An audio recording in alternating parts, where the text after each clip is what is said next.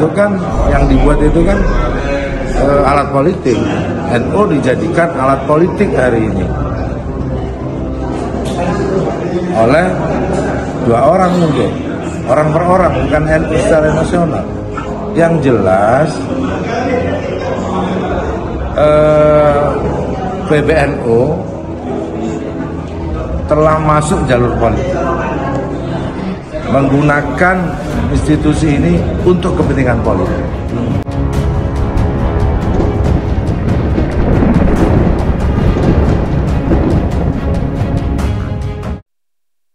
Assalamualaikum warahmatullahi wabarakatuh. Iwan Wakilah. Pada video kali ini kita akan kembali membahas mengenai konflik yang terjadi antara PBNU dan PKB ya. Dimana di sini pada video kali ini kita akan mendengarkan statement dari dari Sekjen Wakil Ketua Umum PKB Bapak Jazilul Fawait. Apa saja statementnya? Mari kita simak videonya berikut ini. Seolah-olah mendirikan PKB versi sana itu gimana? Mungkin nggak itu? Makanya itu yang kita hindari. Kalau buat tim PKB juga bisa buat tim. Tapi kan kita tahu dari awal bahwa PBNU itu ada istilahnya khitoh, tidak berpolitik. Kalau sekarang berpolitik, itu kan yang dibuat itu kan alat politik. NU dijadikan alat politik hari ini oleh dua orang mungkin, orang per orang, bukan NU secara nasional. Bukan keputusan Rakernas atau apapun gitu ya? Iya itu kan pleno katanya, tapi di bawah juga saya tanya nggak ada. PAC, ranting enggak. Yang jelas PBNU telah masuk jalur politik, menggunakan institusi ini untuk kepentingan politik. Kalau tadi Gus Hasil mengatakan bahwa kemungkinan hanya ada dua orang, kalau kita lihat ini sebenarnya kan konfliknya kan dimulai dari ketika DPR melakukan pansus soal haji, dan kemudian Gus Yahya mengatakan bahwa karena ini adik saya itu kemudian seolah-olah disasar gitu.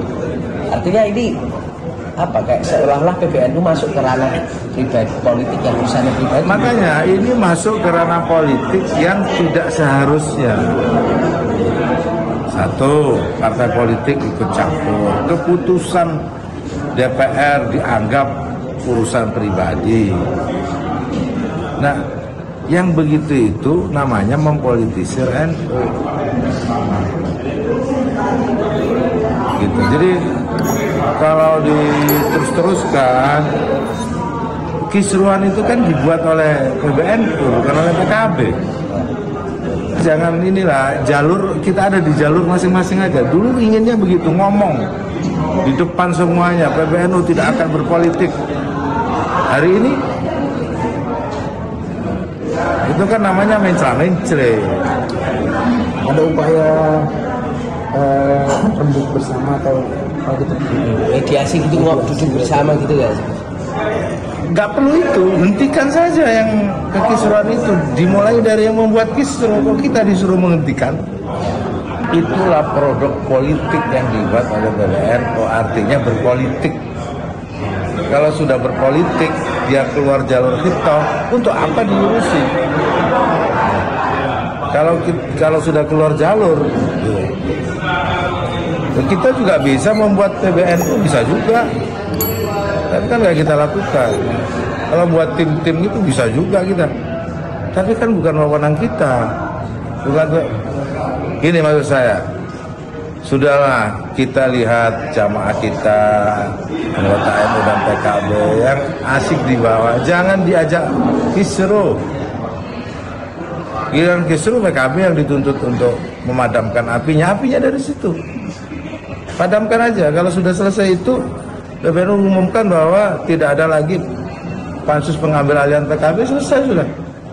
Ya, itulah statement dari Pak Jazilul Fawait yang juga Wakil Ketua Umum dari PKB yang menyebutkan bahwa memang bila NU saat ini di bawah kepemimpinan Gus Yahya memang itu semakin rusak ya, dimana pada saat dulu itu ada statement yang menyebut kalau PNU ini adalah organisasi masyarakat, bukan partai politik, jadi memang sepatutnya untuk tidak ikut campur dalam urusan politik. Nah, sedangkan dalam beberapa hari ini kita melihat bahwa gara-gara PKB ini menginisiasi adanya pansus haji, mau tidak mau mereka ini akhirnya terjun gitu, di mana pansus haji ini itu menyasar ke Menteri Agama, sedangkan Gus Yakut ya, sedangkan Gus Yahya ini adalah kakak daripada Gus Yakut gitu. Jadi seolah-olah urusan pribadi ini ingin dibawa masuk di organisasi gitu. Nah, itulah maksud dari Bung Jazilul Fawait yang kita baca ya, di mana ada dua orang yang bisa dibilang merusak PBNU, di mana yang selama ini tidak ada masalah dengan PKB, tiba-tiba gara-gara masalah pribadi itu akhirnya organisasi yang akhirnya kena. Ya tentu saja ini merugikan para nahdien ya, di mana mereka yang seharusnya ingin tenang beribadah, tenang bersalawat, tenang melakukan ritual-ritual keagamaan, tiba-tiba terganggu dengan adanya masalah seperti ini. Ya kita sebagai orang yang bukan siapa-siapa, orang luar ya cuma bisa berharap dan berdoa semoga masalah ini cepat selesai, bisa kembali akur dan negeri kita akan tercipta penuh kedamaian dan ketentraman.